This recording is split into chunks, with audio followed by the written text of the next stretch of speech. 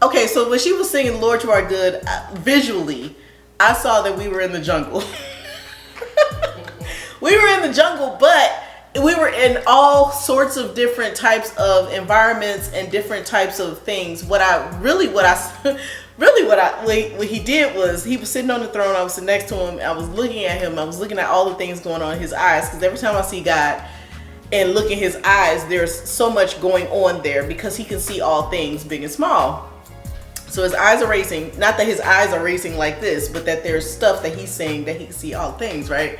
So then we get in the throne, and the throne moves to different places in the earth, like from the jungle to the Taj Mahal to like somewhere in India to somewhere in China to somewhere just in the grasslands in the country. It was like all of these different environments, right? And so what I saw was a global and multicultural worship that was rising. And God was just going to and fro throughout all the earth, enjoying the worship. He was taking it in. He had a smile on his face. We were basically all of that. What he was saying was, Lord, you are good. Your mercy endures forever. And he was taking that in, right? From the jungles of the Amazon to the far reaches of the I put heart here, but I meant to say earth. So God receives worship that is expressed in many ways. He is able to know the thoughts and the intents of the heart. He sees and discerns our frequency, our sound, our light, our colors, our fragrance, because we have all those things. And those things are visible in the spiritual realm, in his kingdom, right?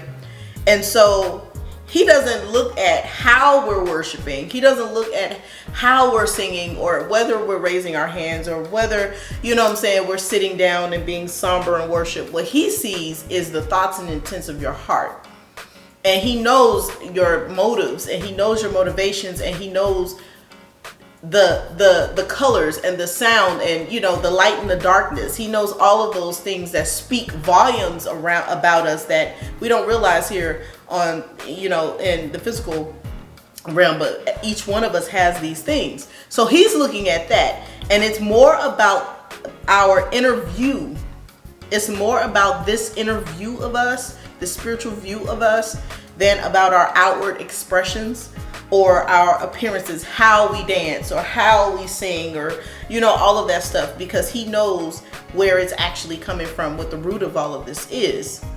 He is good, and he takes pleasure in seeing the good in us and in creation. So I felt like as we were traveling and seeing, and you know, there's an African worship going on, and there's an Indian worship going on, and there's, you know, and of course there's different religions, and you know, all this stuff. We're not talking about that. What we're talking about is that he is taking in the worship that Jesus is King, Jesus is Lord, God is Lord. He can see those things, and they're displayed in so many different cultural,